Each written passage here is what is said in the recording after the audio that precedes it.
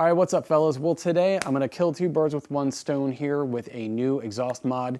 On the one hand, get to play with a new exhaust mod, and on the other hand, hopefully fix a long-running valve rattling issue in my exhaust that I've had ever since I installed my new exhaust. So real quick backstory, otherwise none of this will make sense.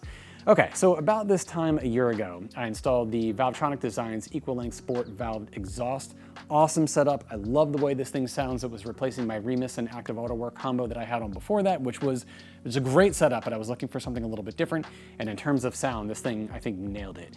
However, the downside is that pretty much from the moment that I installed it, like really even before the exhaust tips were all the way on, I ran into some valve rattling issues. And the problem is that I immediately on cold start, and when you apply any kind of throttle, a little bit more than like maybe 2,000-3,000, but you can hear it as soon as you kind of rev the engine a little bit with the valves closed, you can distinctly hear a valve rattling inside the pipe. Now, I'm not gonna bore you with all of the, the whole saga up to this point with the valve rattle, but I do think it would be worthwhile to run through a quick list of the things that I've tried to fix it that have not worked so far for anybody else that has this issue.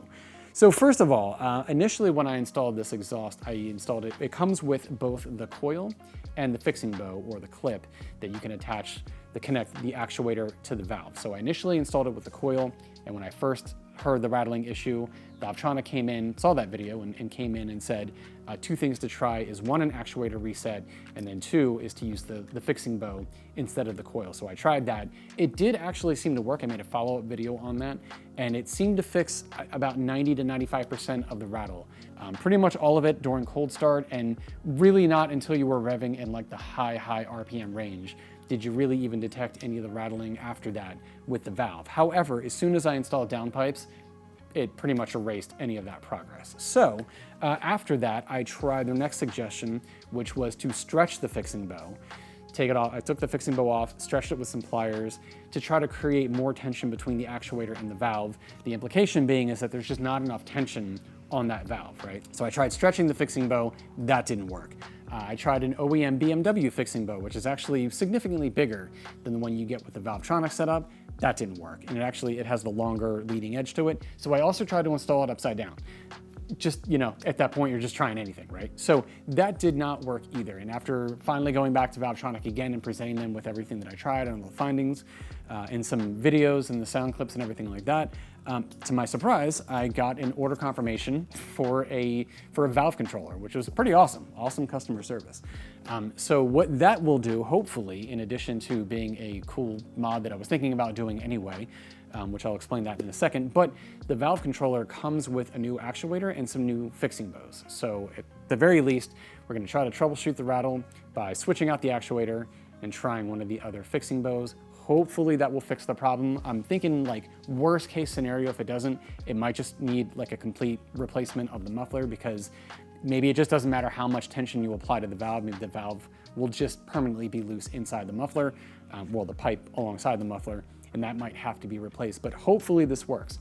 The other thing about a valve controller for anybody who might be considering this for their F8X car, one is that it will open your valves 100% of the way. So if you're not familiar with it, from the factory with the BMW exhaust setup, doesn't matter what exhaust you have, but just the wiring in general, your valves never open 100% of the way. It's more like, I've heard anywhere from like 70 to 80%, whatever arbitrary number that is, but they never open 100% of the way there, and the valve actually actuates based on like throttle position, RPM, and stuff like that. The other thing that a valve controller will do is it can remember the position of your valve when you turn the car on. Now, personally, that's not really something that I'm interested in because my exhaust is crazy loud as it is, and when it starts up, it's kind of obnoxious. So I don't know that I would start it up or choose to have it start up with the valves already open.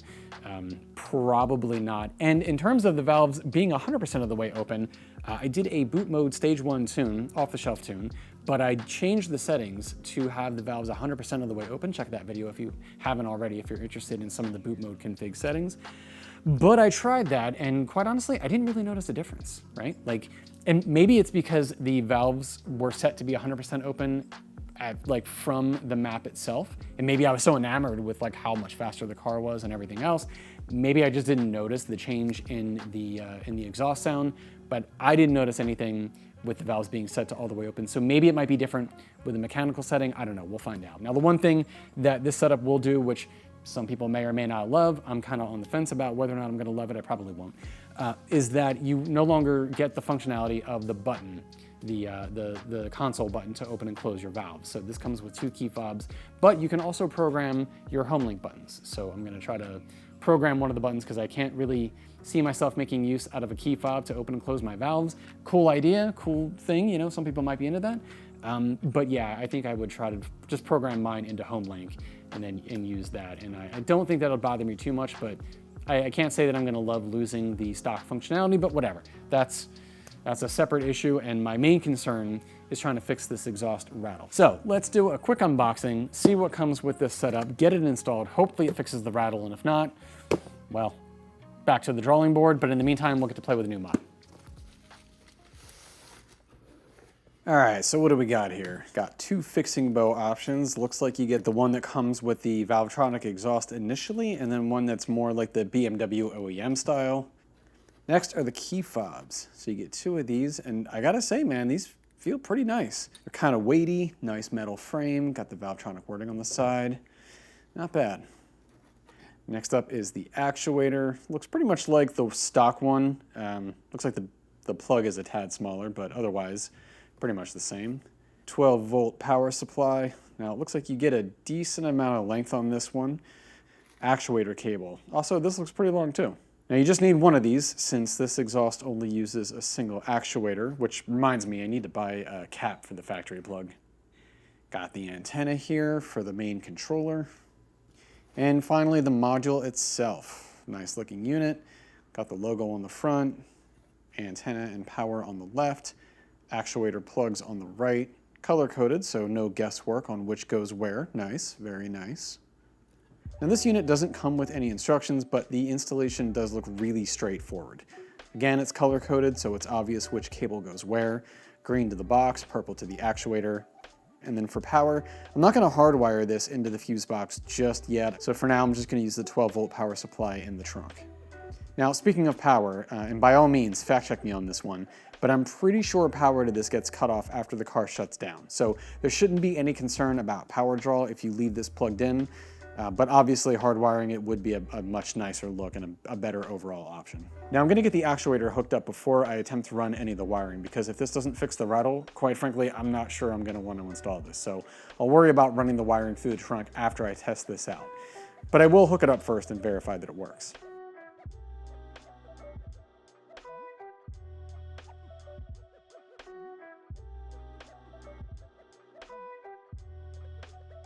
I don't know which direction is open or closed, so I'll figure that out when I go to line this up. I think I'm leaving this off and closed, but we'll see.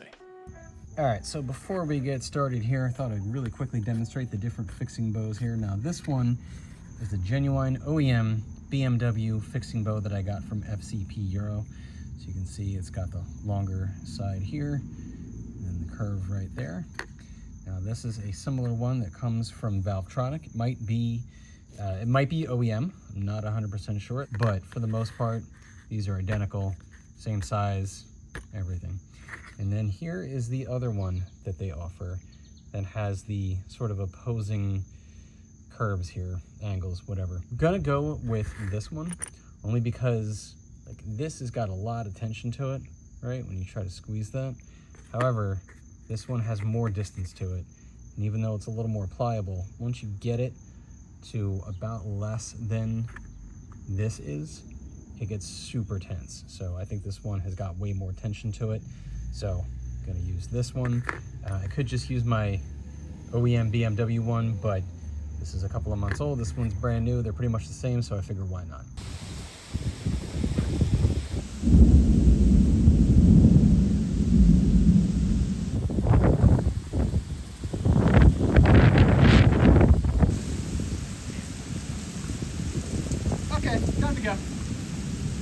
All right, got rained out yesterday. Let's try this again. As I mentioned, I'm going with the OEM style fixing bow. And for that, how this is gonna sit is you're gonna put the short side on the actuator, and then the long side right here will connect to the valve.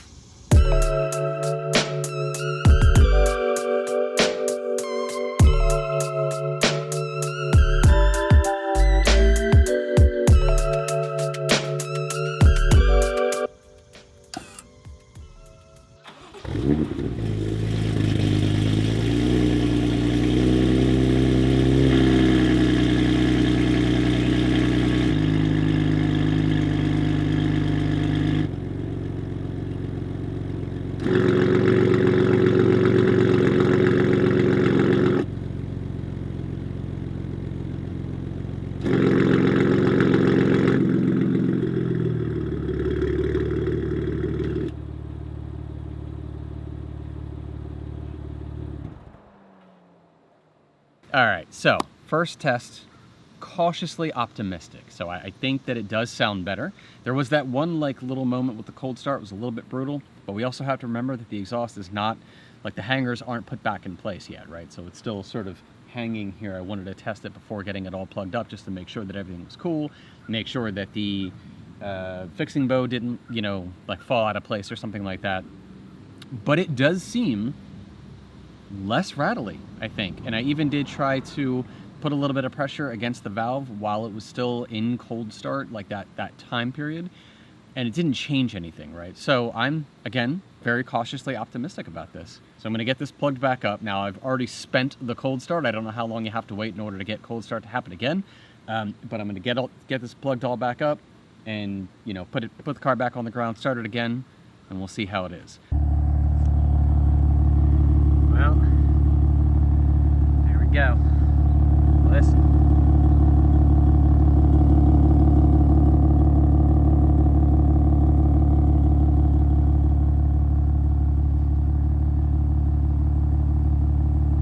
I'm gonna call that solved. Let's open them up.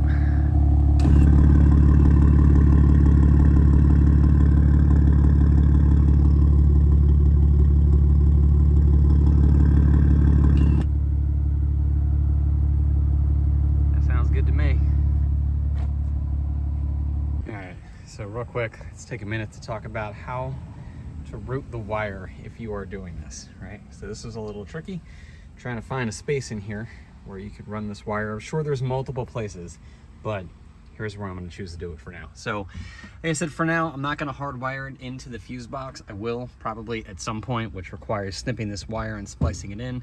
Not a big deal, but I don't even have the stuff right now to do it if I wanted to. So I'm just gonna leave it plugged in to the 12-volt adapter for now.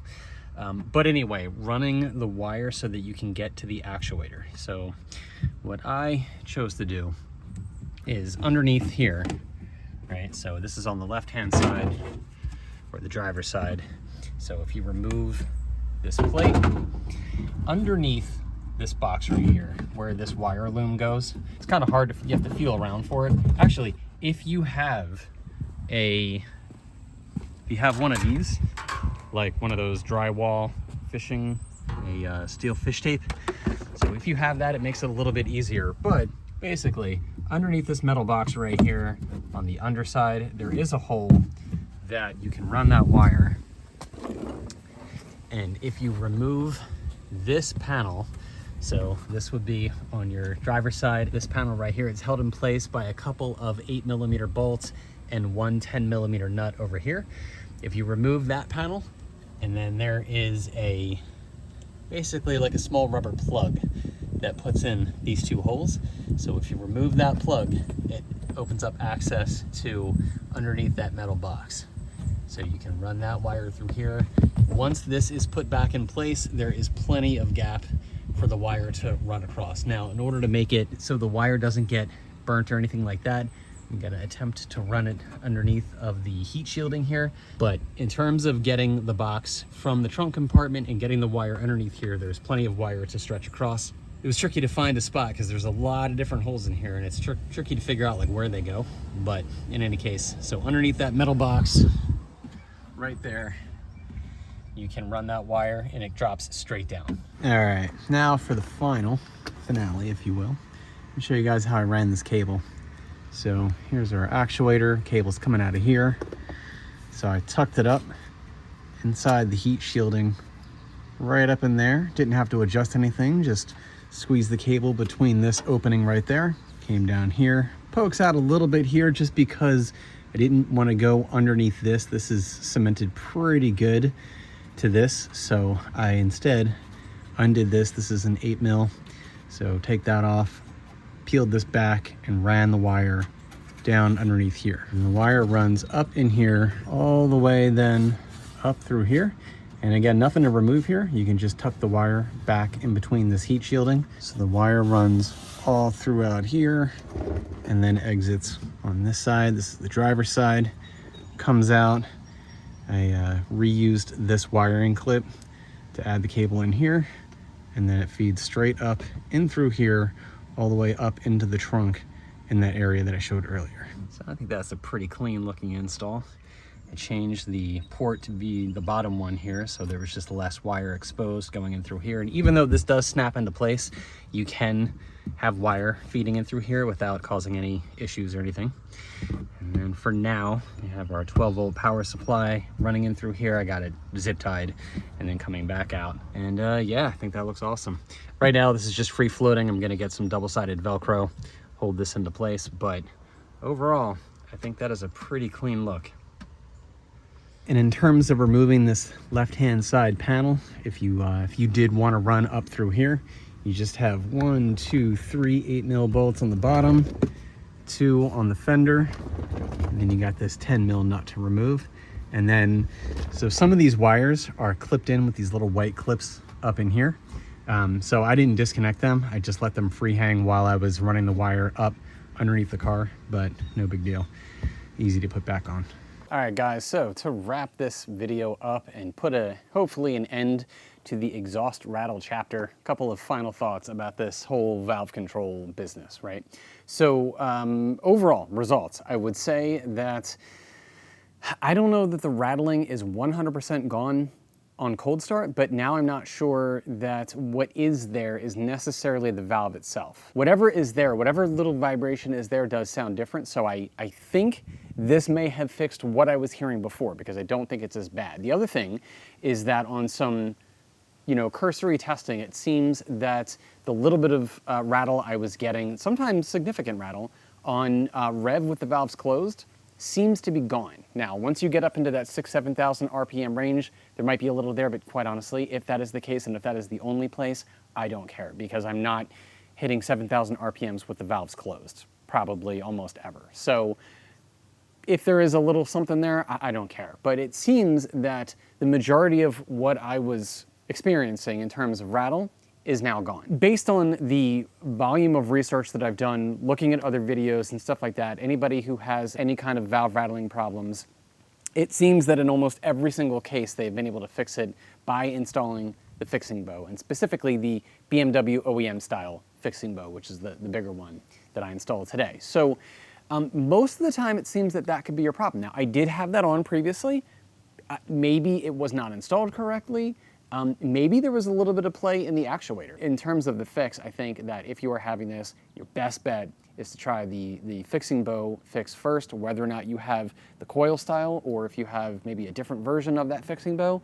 Try the BMW OEM style fixing bow, and if that doesn't work, you maybe want to try an actuator, because the valve controller box here does nothing to fix the problem, right? All it does is make it so your valve's open 100% of the way there, and it remembers the position of your valve by means of the fact that when you turn the car off and you turn it back on and whatever, it doesn't like set to any default position. So the mechanical components that would have fixed this problem, again, are the fixing bow and the actuator. So from where we're at, again, I think I'm good, and I hope this video has helped anybody else out there who has any kind of valve rattling issues. So feel free to comment below if you have any questions, anything like that. Happy to answer anything to the best of my ability. I'm almost an expert at this by this point. By the way, if I have any more rattle, I'm just ripping this out and we'll go with something else. But right now, I love the sound, I'm happy with the sound, happy with the setup. So anyway, again, thanks to the guys at Valvetronic, and hope you guys have enjoyed this video. Again, if you have any questions, what's up, mail guy?